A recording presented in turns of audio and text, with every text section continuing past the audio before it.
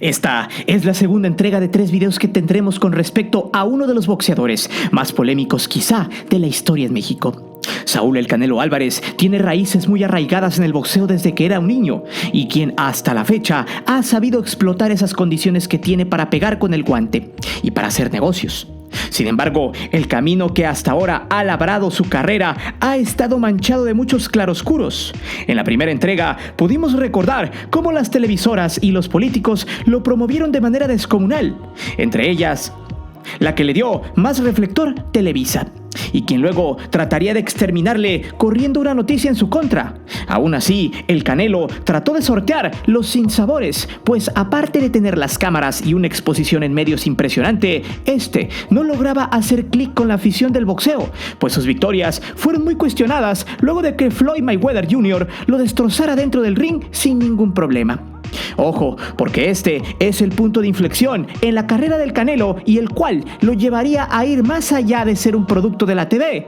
Es por eso que hoy te presento la guerra y la poca credibilidad del Canelo Álvarez. Si quieres más historias como esta, dale like y suscríbete al canal. Te divertirás, te lo aseguro.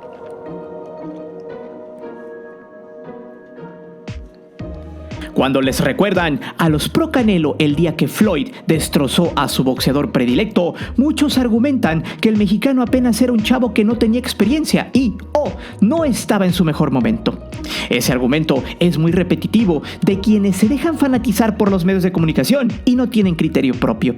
Primero, para empezar, cuando Floyd y el Canelo se enfrentaron, el mexicano ya tenía un récord de 42 victorias y un empate, mientras que Money Money arrastraba 44 victorias invicto, por lo que la pelea se dio dentro del furor y el momento del Canelo Álvarez por el título de peso mediano ligero de la Organización Mundial de Boxeo y del Consejo Mundial de Boxeo. Durante casi un mes, la pelea entre estos dos fue promovida al por mayor por Televisa, quien en ese entonces era amo y señor del Canelo Álvarez y quien todavía seguía cumpliendo un contrato leonino donde la televisora se llevaba casi todo en ganancias. Pero al Canelo en ese momento le daba igual el dinero. Lo único que quería era tener el respeto, pues durante su entonces trayectoria, la afición del box y algunos expertos argumentaban que los combates en su mayoría eran siempre contra boxeadores en el ocaso de sus carreras o acabados físicamente. Algo que en efecto hay cierta razón. Por poner algunos ejemplos, el del boricua Kermit Cintrón, quien le llevaba al Canelo 10 años de diferencia, tuvo que subir a Super Welter para poder pelear, y quien en ese momento ya estaba en la curva descendente de su carrera por allá del 2011, y que precisamente tras la derrota ante el Canelo decidió descansar, pues según su cuerpo ya necesitaba un relax. Otro boxeador que estaba lejos de su buen nivel y ya sobre el retiro fue el estadounidense Shane Mosley, quien en 2012 acarreaba 46 victorias, 8 derrotas y un empate. Mosley lleva por casi 20 años al Canelo y aún así, en esa pelea, el veterano boxeador cayó por decisión unánime.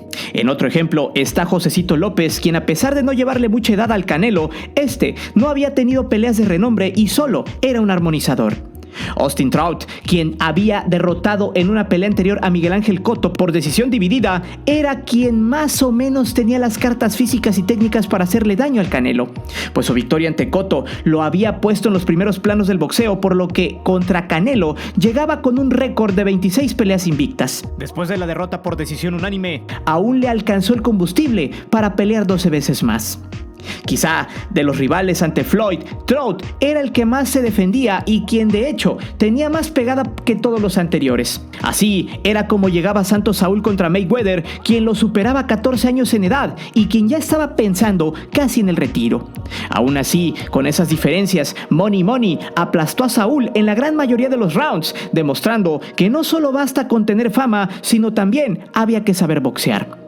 Durante todos los rounds, el Canelo nunca pudo descifrar las combinaciones y los golpes rápidos. Tampoco pudo pegar a la humanidad del norteamericano, quien, según sus declaraciones, venció fácilmente al mexicano. Luego de esa pelea, todo cambiaría para el Canelo, pues a pesar de que había declarado que no le habían dolido los golpes, las evidencias terminaron siendo otras, pues había terminado con los ojos hinchados y muy maltratado.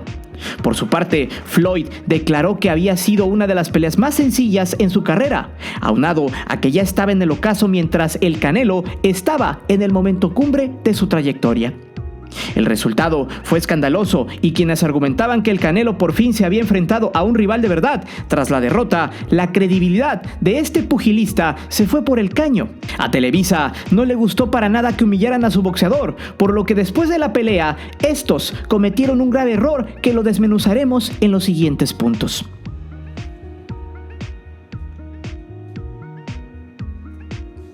Luego de esa derrota ante Floyd, el Canelo volvió al ring, de nueva cuenta de la mano de Televisa para pelear con un triste y desangelado Perro Angulo que lució como un saco de box. Este pugilista llegaba a la pelea con 22 victorias y 3 derrotas. De hecho, las 3 peleas siguientes solo fueron para que el Canelo volviera a tomar aire y recuperar el momento anímico, ya que en ninguna se disputó algo. Con Angulo, hijo de Golden Boy Promotions, quien no mostró técnica en lo absoluto, le conectó un upper en la barbilla y ahí terminó todo gracias al referee. Luego de eso, la silbatina del público no se hizo esperar y hasta objetos al ring viajaron por los aires, pues había sido una pelea donde Angulo lució más como sparring que como boxeador, pues durante los primeros 10 rounds siempre boxeó muy de cerca como invitando al Canelo a reventarlo y a dejar que éste le golpeara a placer. En el 10º asalto, Tony Weeks detuvo la pelea luego de un upper a la barbilla del Perro y este salió enojado porque según él todavía podía seguir aunque tuviera los pómulos hinchados y solo peleara en estado zombie. En ese momento los abucheos llegaban al unísono. Casualmente, en ese combate no se jugaba nada, solo el simple orgullo. Lo mismo pasó con los 2 combates siguientes. Sin embargo, luego de esa batalla, las relaciones entre Televisa y Canelo se fueron a la basura debido a los derechos de transmisión y a una noticia que lanzaron los televisos en su revista del corazón, TV y Novelas, luego de que se dijera que el ex campeón mundial Mosca, el Chatito Jáuregui, se fuera al otro mundo a causa de los golpes que le propinó el Canelo cuando era su sparring. Durante 2 semanas, la televisora acusó al Canelo de haber sido el causante de esa desgracia en la edición 17 de marzo del 2014. Supuestamente el Chatito, quien era parte del equipo del Canelo Promotions, esos días había estado acompañando el entrenamiento del Canelo en el gimnasio en Guadalajara, previo al duelo contra el Perro Angulo. Según la fuente anónima de TV y Novelas, narró cómo el entrenador del Pecoso lo subió al ring, pese a que después de unos golpes le dolía la cabeza, siguiendo en el combate porque así, decían, son los gajes del oficio. Al cabo de unas horas se desmayó y fue a parar al Hospital Civil de Guadalajara, donde le diagnosticaron un derrame cerebral. Según la nota, luego del hecho, el gimnasio cerró sus puertas y supuestamente nadie dijo nada porque el Canelo tenía comprados a todos los que laboran allí. Luego de esa noticia, el Canelo se indignó, ya que según él, dentro del equipo de sparrings no estaba el Chatito, argumentando que solo había sido un chisme de parte de la televisora y que además la esposa del difunto había desmentido el hecho, ya que su marido tenía un mal congénito llamado aneurisma cerebral, que consiste en la inflamación de los vasos sanguíneos en el cerebro, y cuando uno de estos revienta, produce un dolor de cabeza descomunal, lo cual es casi un sinónimo de muerte. Luego de esa noticia ya no se volvió a hacer alarde del problema, aunque hay 2 versiones por lo cual fue desatado.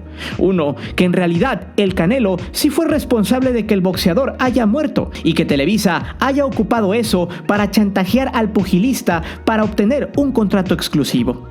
Y la otra es que Televisa quiso chantajear por la mala al Canelo, obligándolo a dar sus derechos de transmisión de la pelea.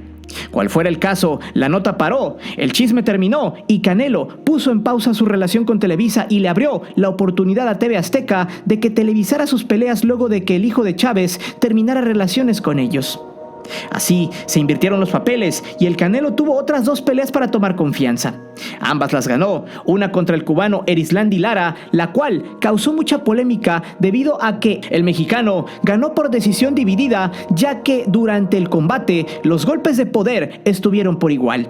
De hecho, fue uno de los pleitos más cerrados que haya tenido el Canelo en su historia, ya que para muchos el cubano tenía que haber sido el vencedor. Quizá esa pelea sea digna de hacerle solo un video en este canal, ya que hay muchos detalles que analizar. Luego vino la pelea contra un boxeador segundón como James Kirkland, que tuvo una carrera accidentada luego de estar en prisión y de tomarse al box como un pasatiempo, y nada más.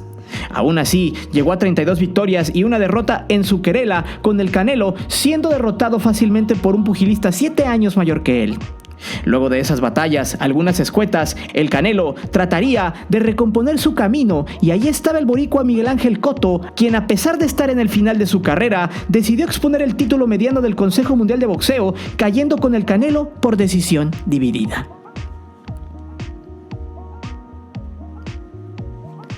Sin duda, la polémica más real y sobre todo la única que hasta ahora terminó aceptando el boxeador fue aquella afrenta que tuvo con el ya exboxeador Ulises El Archi Solís, quien fue atacado por este cúmulo de pecas. Fue en 2011 cuando se registraron los hechos en la Barranca de Oblatos o Barranca de Huentitán, al norte de Guadalajara, donde ambos boxeadores recurrían para correr. En esa ocasión se toparon de frente siendo el Archi quien lo dejó pasar, pero el Canelo decidió detenerse y ahí fue donde agredió al otro pugilista.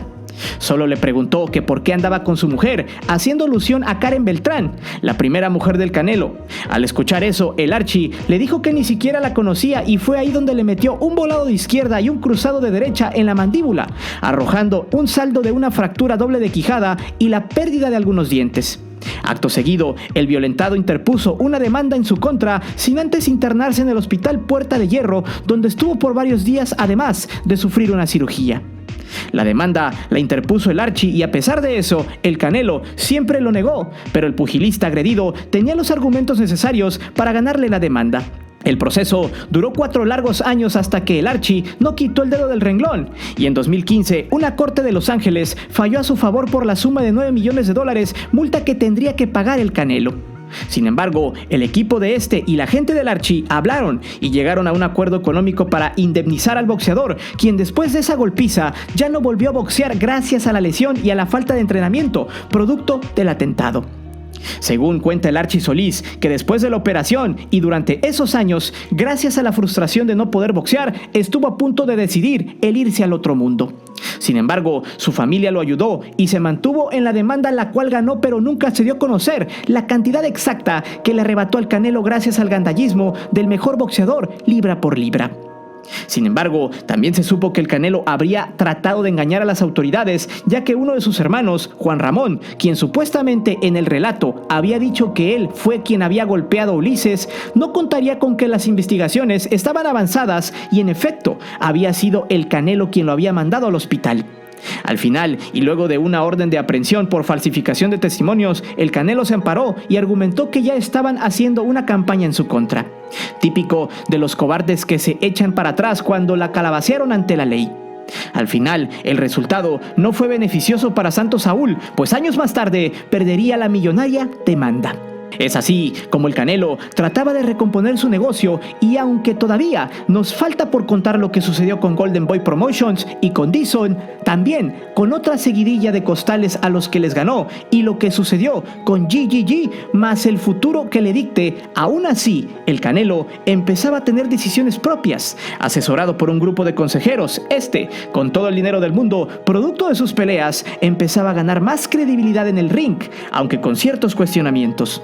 Su ego empezaba a agrandarse, así como sus actos de beneficencia que salieron del pequeño grupo que lo asesora, donde habita la política, argumentando que era la mejor forma de ganarse a la gente, pues lucrar con eso lo haría ver más humano, aunque la realidad sea otra.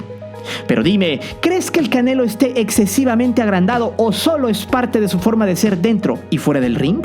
Deja tus respuestas aquí abajo. Recuerda que aquí leemos todos los comentarios y no olvides de suscribirte al canal ni de activar la campana de notificaciones. Mi nombre es Guillermo Antonio. Nos vemos hasta la próxima.